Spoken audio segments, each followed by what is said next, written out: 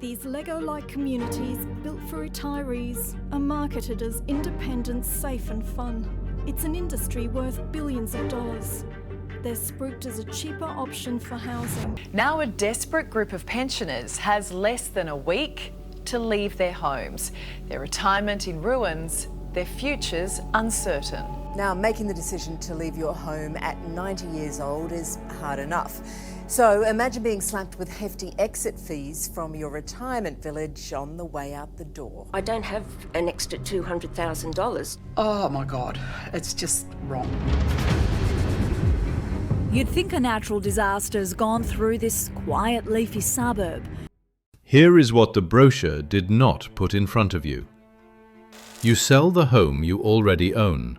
You move into a retirement village, and on the day you leave, the operator takes a third of it back. On a $600,000 home, that is $200,000 or more. That is your money. That is the inheritance you spent a lifetime building for your children. And almost nobody signing the contract understands that the door only opens one way. The question is how it became legal to take that much from a pensioner who paid for their own home.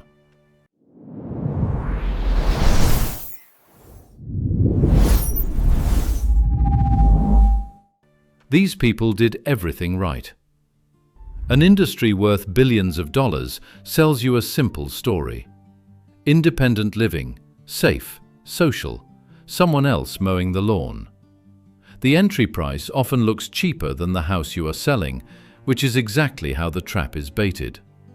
The catch is never in the brochure. It is in a contract that can run past 50 pages, written by the operator, that decides how much of your own money you get to keep when you leave. Consumer advocates and lawyers have a blunter name for it than the marketing does. The charge doing the damage has a soft name: the deferred management fee. It sounds like paperwork. It is the single biggest reason people walk out of a retirement village with far less than they walked in with. Across the sector, the fee typically lands around 30% of your price, and at the large operators it reaches 35%, even 40%, taken when you sell or when you die. On a $500,000 unit, that is between $175,000 and $200,000, gone, purely for having lived there. That is not the market moving against you. That is a term someone wrote into a contract and pointed at you. But an unexpected works fee. Stockland pays half, but Beryl is left with a hefty bill, $31,768. They have actually said we can't refuse it and we can't do it ourselves, yet there is a clause in the agreement saying that we can do it or we can get someone to do it. Here is the part that should make you angry, because it did not happen to a stranger playing the market. It happened to a woman of 90 who had already moved out. And the exit fee is only the first bill. On top of it sits a refurbishment fee, the cost of doing up the unit you have just vacated so the operator can sell it again to the next person at a higher price and start the whole cycle over. In her case, $64,000 for a small two-bedroom unit a careful woman had lived in quietly. She asked the only question that matters. I nearly fell over. I mean, for a start, what is it for? Why is it $64,000 for something that's actually quite a small two-bedroom unit? What we want to get out of this is not to be railroaded into something, not to be forced into doing a refit that it may not be necessary. And here is where you might switch off, because it sounds like someone else's misfortune, a few unlucky people in villages you would never choose. So let me point it at you directly. If you own your home tonight, and you have ever said the words, "We might downsize when it gets too much," you are describing the exact door these people walked through. The downsize, the move to something with a nurse down the hall, the sensible late life decision, is the moment the deferred management fee is waiting for. It does not care how much you have. It takes its percentage of whatever you paid, and it takes it once, at the end, when you have the least ability to fight it. The cruelty is in the timing. The clock does not stop when you leave. In most states, the weekly fees keep being charged for weeks or months after you have moved out or died, while your unit sits waiting to sell.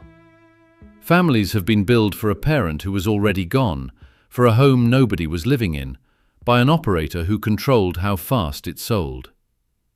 And you might be telling yourself none of this touches you, because you would never move into an old-fashioned retirement village. You would choose one of the newer places, the lifestyle resort, the land-lease community, the over-50s village with the pool and the bowling green, sold as the modern, transparent alternative. Here is the part they do not put on the billboard. In a land-lease community, you buy the home, but you rent the ground it sits on, and the same deferred exit fee is written into that lease too. Now you carry two things that can rise: the site rent every year and the exit fee at the end. And for a pensioner, the rent alone can swallow half the pension. Listen to what the ground rent does to people who already own the house sitting on it. Residents here built and own their homes, but they pay rent on the land and for maintenance around the village. And then in November it went up again, and yet it says he's only allowed to put it up once a year. Half a pension gone to the ground rent on a home a person built and owns outright. Every time the age pension rises, the increase is handed straight to the operator, and then a little more on top. So the safety net the government just lifted goes to the landlord, not the resident. And the person who did everything right ends up further behind than they started. This is the model being marketed right now as the clean, modern choice. This next couple thought they had bought certainty. What they got was a fee that moved on them. Pushed to the brink, these pensioners say they've been driven out of their forever homes. They've had their village fees increased twice in a year. The landlord says it's not about profits. Well, they're not copping that. Now put the real numbers on one sale, because this is where the maths stops adding up for you. A couple pays $600,000 to move in. 8 years later, they both need aged care, so the unit has to be sold. The exit fee, at 32%, is $128,000. The operator keeps half of any capital gain, another $100,000. They walk away with $372,000 of their $600,000. They have lost $228,000, and the unit did not fall in value. It rose. The loss was written into the contract before they ever moved a box. That is the average. Now, here is the one I have been holding back, because it is worse than the average, and it is real. Lynette's mother Ruth is expected to pay an exit fee of $245,000. But there's more. Most contracts also include a refurbishment fee to prepare the property for sale. In Ruth's case, the fee was huge. $245,000 taken from a woman who had a series of strokes and needed care. And, as the reporter said, there was more. On top of the exit fee, a refurbishment bill for a home a condition report had already found to be in reasonable order. Lynette and her mother were given an exhaustive list of items that needed to be done. What state was the house in? One careful lady living there for 9 years. I might have replaced a few things like the door handles in her kitchen. They've gutted the place.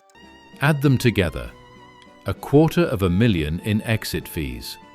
$167,000 to repaint a unit that did not need it, taken from a woman's life savings while she was moving into care.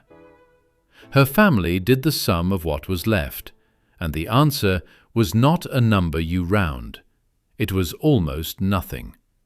A lifetime of savings spent on a home she owned returned to her as a rounding error, while the operator prepared to sell the same unit again. And when the person who understood the paperwork dies first, the one left behind inherits the fight, not the money. And 2 years ago he became ill and last year he died and I'm left with this mess. This is a promotional video for the Lakes of Cherrybrook. It's a little old and boy, has a lot changed. None of this is a run of bad luck at one village. In 2017, an investigation by Four Corners and Fairfax into Australia's largest operator, Aveo, put a name to the machine. Company presentations set a turnover target of 10 to 12% of residents a year. Read that again. A target for how many residents should leave, because leaving is when the exit fee is collected. The investigation was titled, in the operator's own alleged spirit, "Bleed them dry until they die." You would think a scandal that size would end the model. It did not. A class action ran for 6 years and settled for $11 million, with no admission of liability, after the plaintiffs conceded they could not prove loss to the court standard. The judge accepted the contracts as lawful, which is the whole problem in one sentence. The contracts are legal. That is not a defense of them. That is the warning. But some of them have stopped signing and started fighting. In a village in Byron Bay, residents were called to a meeting and told to leave the homes they were promised for life. One of them is 95 years old, and she is not going quietly. And they're trying to move us out, and I just say, tell them they're dreaming.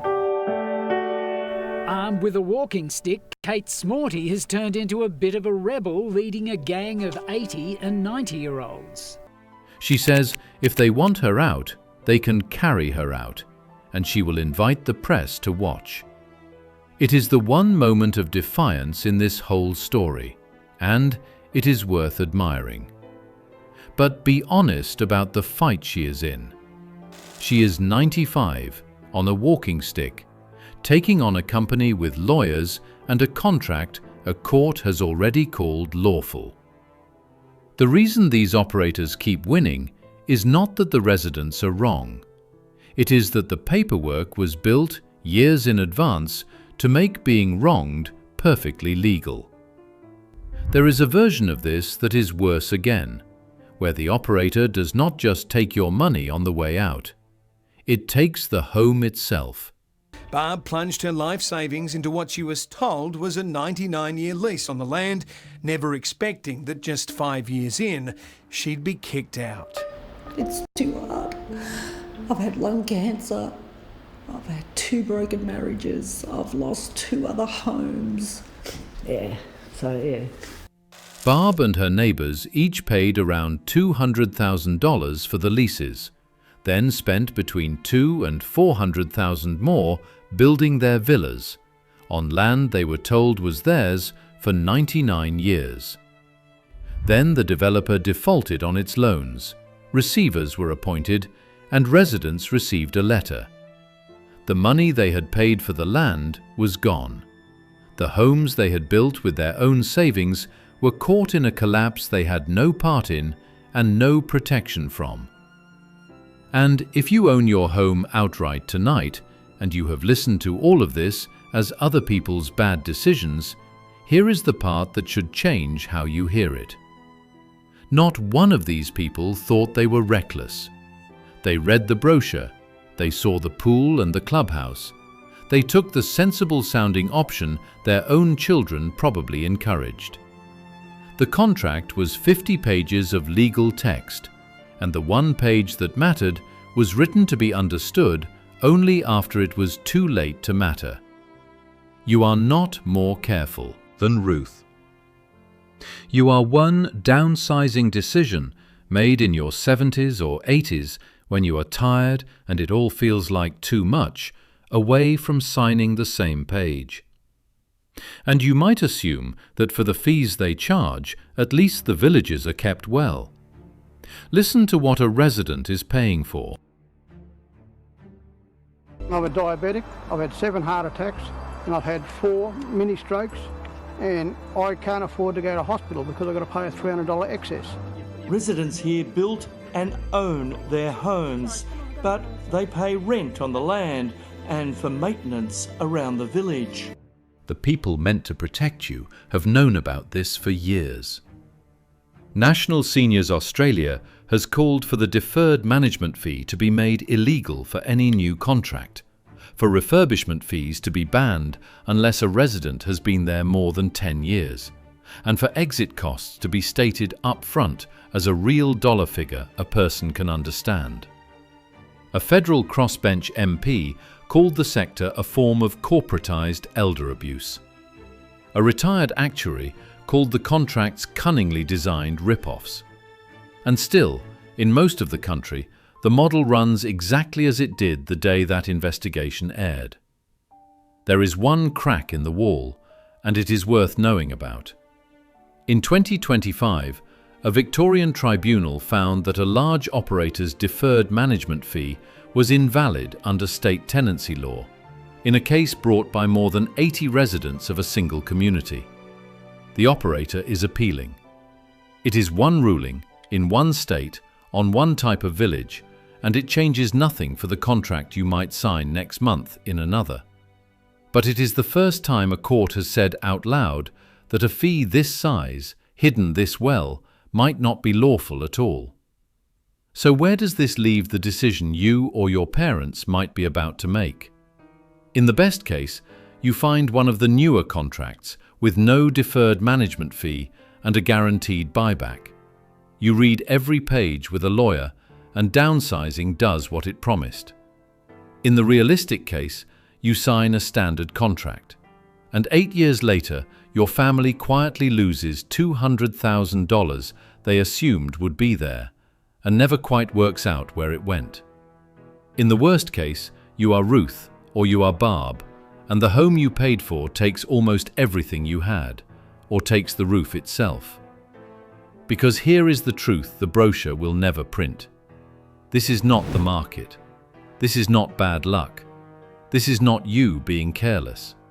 Somebody sat in an office and designed a contract that takes a third of an old person's home on the way out the door, wrote it across 50 pages so it could not be understood in time, set a target for how fast those people should leave, and had it blessed as lawful.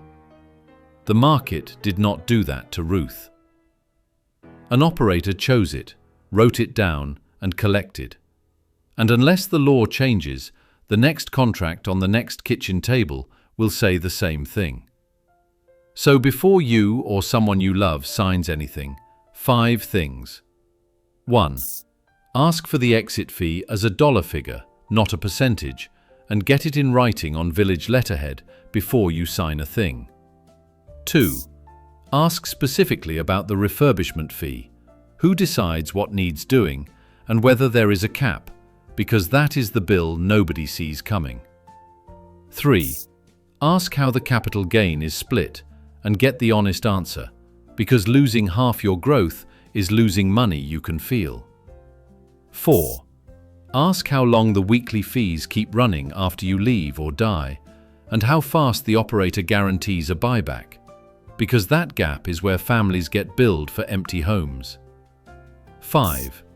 Take the contract, every page of it, to a lawyer who has read a village contract before, not the family solicitor, and pay them properly, because it is the cheapest $200 you will ever spend against a $200,000 mistake. I want to hear from you on this one. If you have moved a parent into a retirement village, or you are weighing it up for yourself, what was the exit fee they quoted you, and did anyone explain it before you signed? Tell me below.